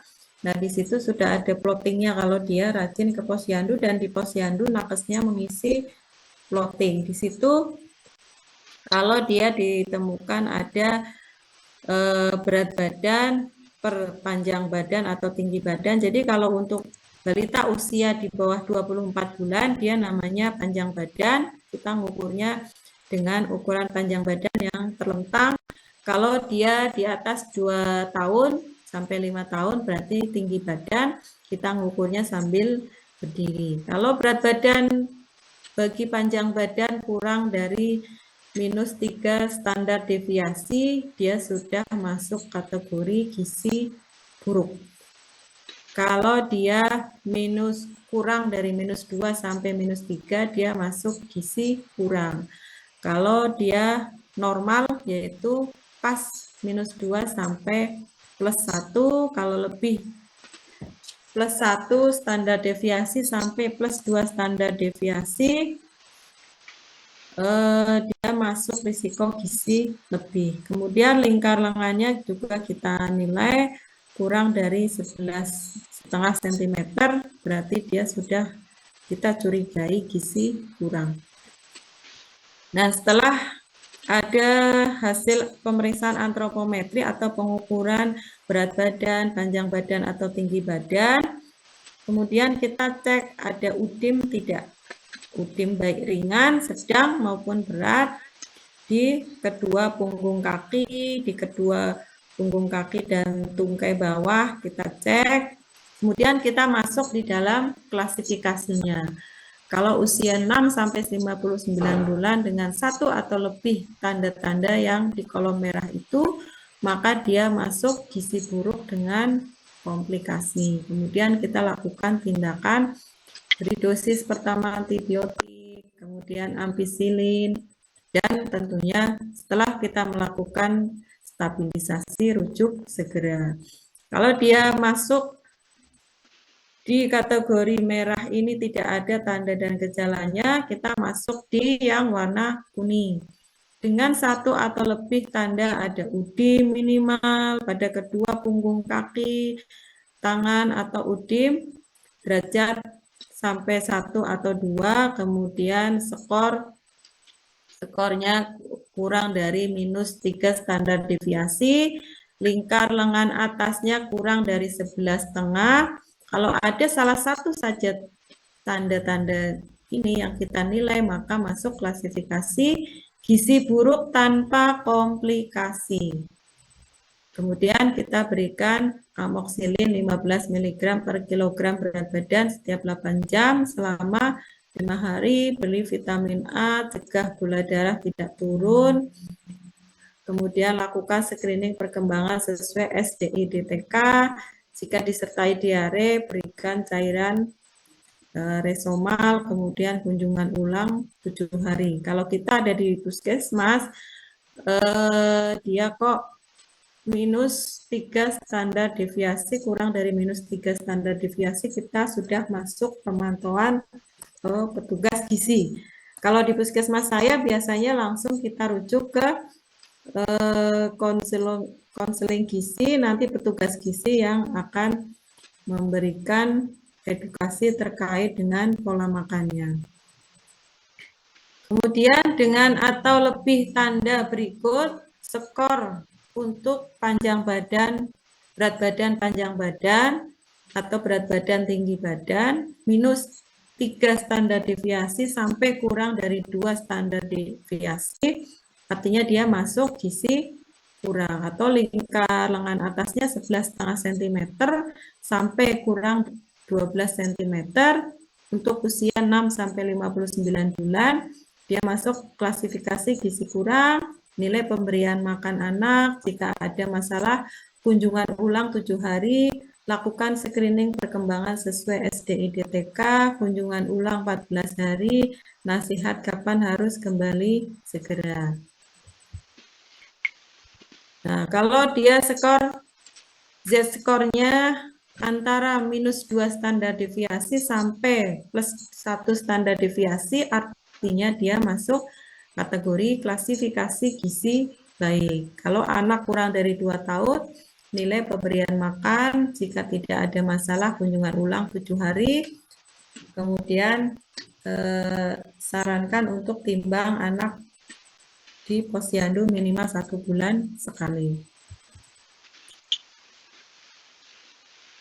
Kemudian tadi yang gizi kurang ya, sebaliknya gizi lebih juga akan menjadi masalah. Kalau untuk skor, Z-skornya, berat badan, tinggi badannya plus atau lebih dari +3 standar deviasi, dia masuk sudah obesitas. ini dirujuk ke rumah sakit untuk penanganan lebih lanjut. Kemudian kalau dia plus 2 standar deviasi sampai plus 3 standar deviasi, dia masuk gizi lebih, kita biasanya melakukan konseling, kemudian kunjungan ulang. Kalau tidak ada perbaikan, dirujuk.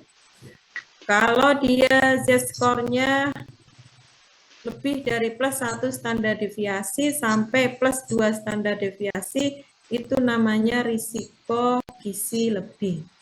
Kalau kita di puskesmas, biasanya dari posyandu, dari plotting itu, kemudian hasil penimbangan, pengukuran panjang badan atau tinggi badan, kita entrikan ke aplikasi yang namanya EPPGBM. Di situ sudah otomatis muncul status gizinya, dia gizi buruk, gizi kurang, pendek, sangat pendek, obesitas, gizi lebih, atau risiko gizi lebih.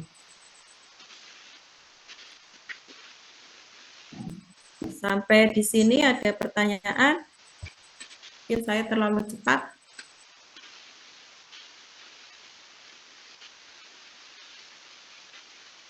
Kalau untuk ilmu gizi sudah ini ya, mata kuliahnya sudah ada.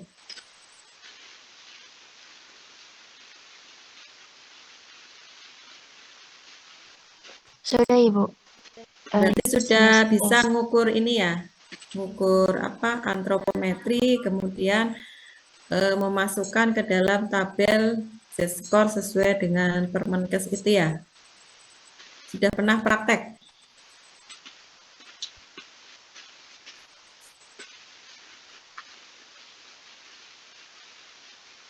Sampai di sini ada pertanyaan lagi? Mungkin dari baca modul atau dari bagan atau dari formulirnya. Ini belum selesai ya untuk formulirnya ya. Nanti masih ada lagi sampai nanti yang paling belakang, termasuk nanti menilai kelengkapan imunisasi, vitamin A-nya.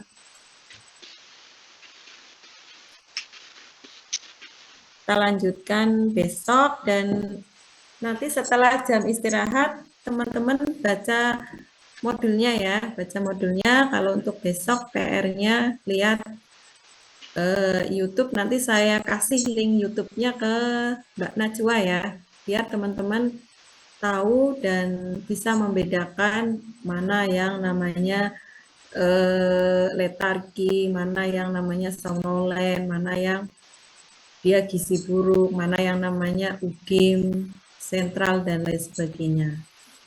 Jadi ya teman-teman, ada lagi yang mau ditanyakan? Punten Ibu, nanti setelah istirahat masuk Zoom kembali atau bagaimana? Nanti PR aja, jadi dapat tugas untuk tadi baca modul ya. Baik Ibu. Nanti dari hasil baca modul masing-masing buat resumenya lah, kurang lebih 1 halaman ya buat resumenya, karena pengalaman saya kalau cuma baca gitu kan ngantuk ya. Jadi kalau ada yang ditulis berarti ada sesuatu yang kita rekam, jadi sambil nunggu buka puasa ya, sambil ngabuburit, sambil baca-baca, coba buat resumenya. Nanti modulnya itu yang dibaca itu yang mulai dari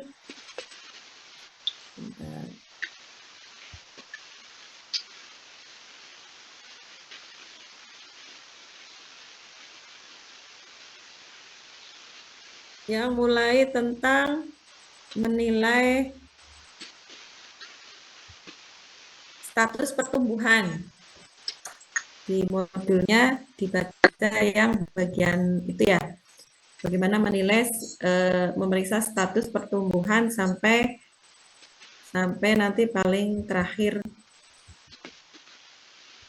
termasuk meriksa anemia, bagaimana caranya. Jadi buat singkat-singkat saja, nanti kurang lebih 1 halaman ya untuk ini, untuk apa, buat rangkumannya. Kan kalian biasanya ada ini ya, namanya apa, yang untuk catatan tuh, itu kan nggak terlalu lebar ya, pakai segitu saja, nanti bisa di foto mungkin dikumpulkan di Mbak Najwa kali ya.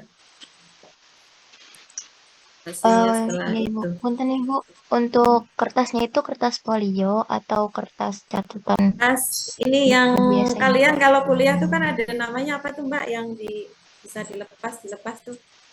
Oh iya Ibu, buku binder ya Ibu? Nah ya, buku binder itu. Nah itu sehalaman muka, nggak usah bolak-balik nggak apa. Tapi mau bikin banyak lebih bagus. Maksudnya minimal 1 halaman kertas binder itu ya. Nah itu paling nggak, itu kan ada beberapa topik. Paling nggak masing-masing topik ada ini. Artinya berarti teman-teman sudah baca ya. Itu nanti untuk bahan besok kita masuk ke selanjutnya. Ya. Ibu punten izin bertanya Hmm. kembali. Untuk besok Boleh. itu masuknya jam 1 atau dari pagi? Jam 1. Nah, nanti ini saya kan besok pagi dari pagi sampai kalian istirahat jam 12 ya. Biasanya kalau masuk mata kuliah. Iya, Ibu. Nah, dari pagi sampai ini saya kasih tugas untuk nonton YouTube. Kira-kira semua bisa akses YouTube ya? Di HP-nya masing-masing ya? Bisa Ibu. Ibu punten untuk jam 1-nya itu secara offline atau online Ibu? Nah, nanti jam 1-nya seperti ini, Zoom lagi, online. Iya, baik Ibu.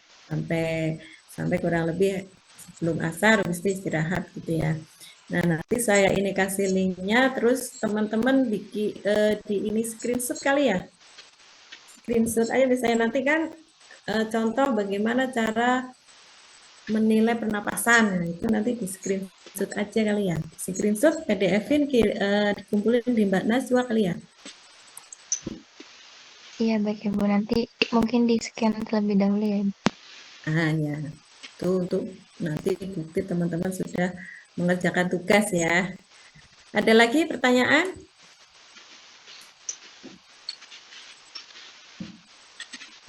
Karena Ibu kalau untuk pengumpulan MTB, ya. Ibu punten untuk pengumpulan resumnya itu dibuat Google Drive aja atau dikirim ke Classroom Ibu? Boleh di Google Drive aja, nanti linknya kirim ke saya, lebih mudah begitu ya.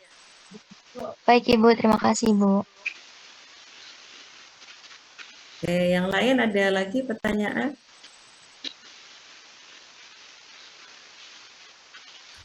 Kalau tidak ada, untuk sore ini saya cukupkan ya, dan mohon maaf kalau tadi saya mungkin terlalu cepat nyampaikannya, karena untuk MTBS ini memang materinya banyak sebenarnya, harusnya 10 hari turut-turut kalau untuk pelatihannya, cuma mudah-mudahan dalam waktu 2 hari bisa tersampaikan, dan intinya itu teman-teman itu paham cara mengkaji, menilai, dan mengklasifikasikan, kemudian membaca bagan.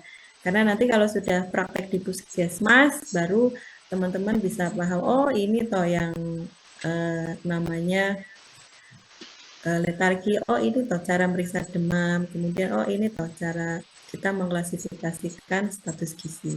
Itu ya teman-teman ya. Terima kasih. Wabillahi taufik walhidayah. Assalamualaikum warahmatullahi wabarakatuh. Waalaikumsalam warahmatullahi wabarakatuh. Terima kasih banyak. Waalaikumsalam warahmatullahi wabarakatuh. Terima kasih banyak Ibu. Terima kasih. Sampai Terima kasih ketemu banyak, Ibu. besok. Saya izin keluar ya. Iya Ibu.